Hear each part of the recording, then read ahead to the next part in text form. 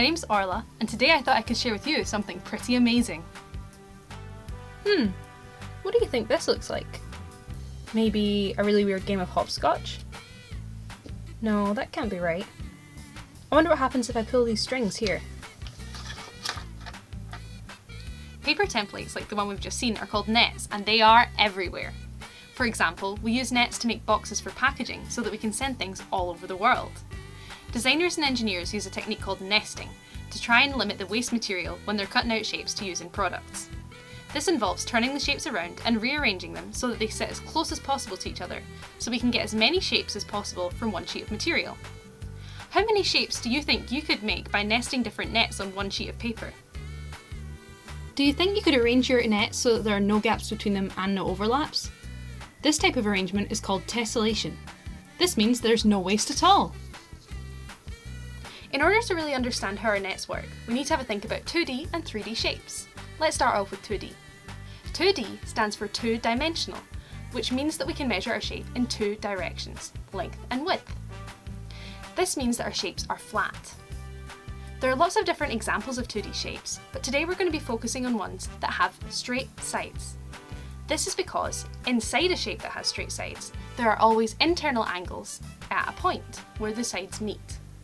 Angles tell us how tilted one line is compared to the one next to it.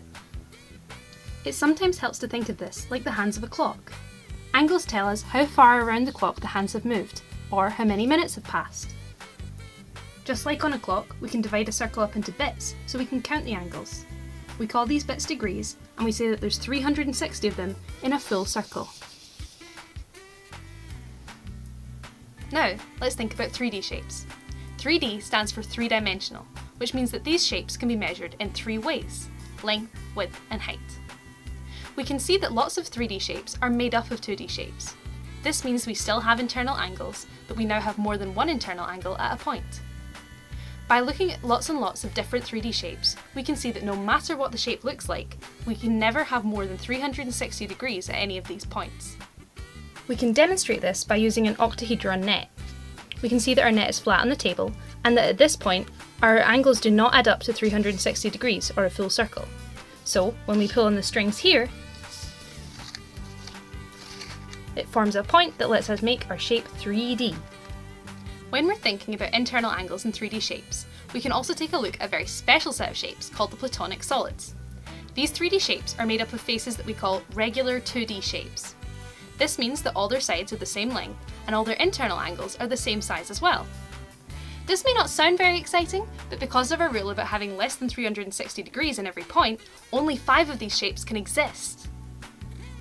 Ancient Greeks thought that these 5 shapes represented what they saw as the 5 key elements of the universe: earth, wind, water, fire, and ether, and that these 5 elements were the key building blocks of the whole universe. We now know that the smallest parts of matter look quite different to this, but we can still use them to build plenty of other things. What could you make using the platonic solids as building blocks? Now that we know about shapes and nets, it's time for us to make our own boxes like the ones we've seen. We start off with our A4 sheet of paper. We want to mark out 7 centimetres along the long side of the sheet and do that 3 more times so that we have 4 lots of 7.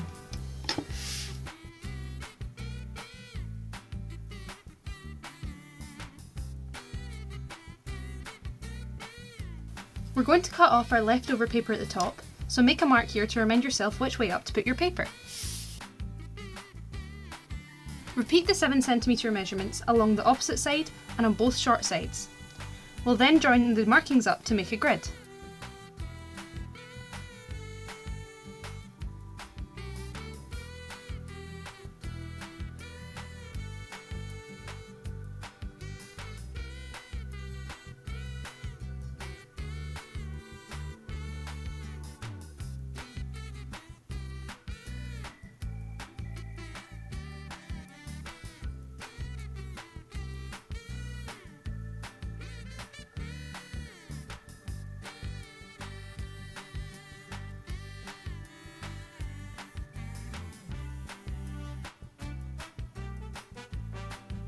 Now that we have our grid, we'll use the scissors to cut out our shape with 6 boxes. These will be the 6 faces of our cube.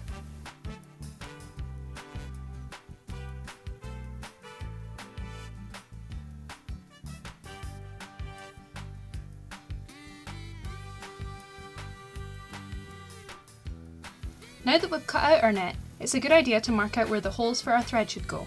For a cube, we need 6 of these. Here, here, here, here, here, and here. It's also a good idea to fold along the lines inside the shape, as this will help us pull it together later on.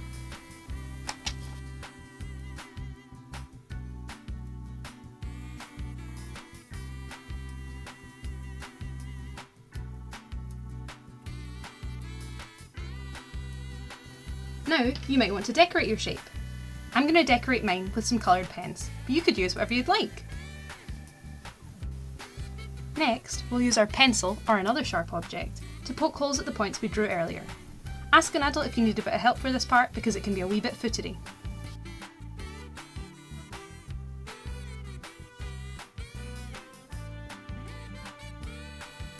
Once you've done that, pop a little bit of glue tack on the end shape here, and then flip your net upside down and stick it to the table. This means it'll stay in place when we pull on the strings later on. Next we need some string or thread to make our shape fold up. We'll need just a bit more than a loop around our whole net. Loop the thread round like this to get a good length, then snip the end with your scissors.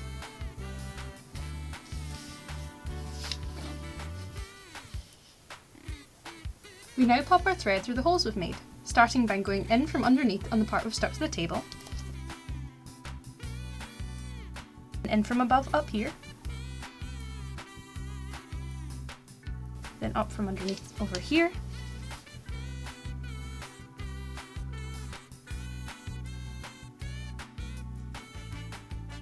then in from above again,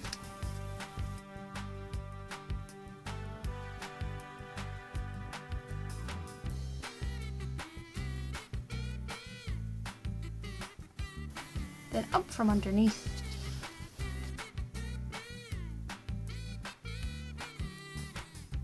then in from above at the end again.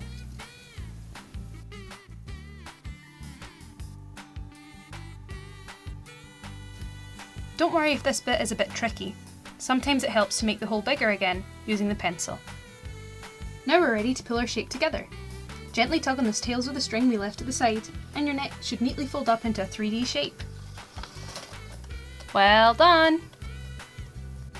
Why don't you have a go at making your own 3D shapes from nets at home? You could try and design a net for one of the shapes we've seen today, or if you don't want to draw your own one out, you could always download and print one of our ready-made nets from the description below.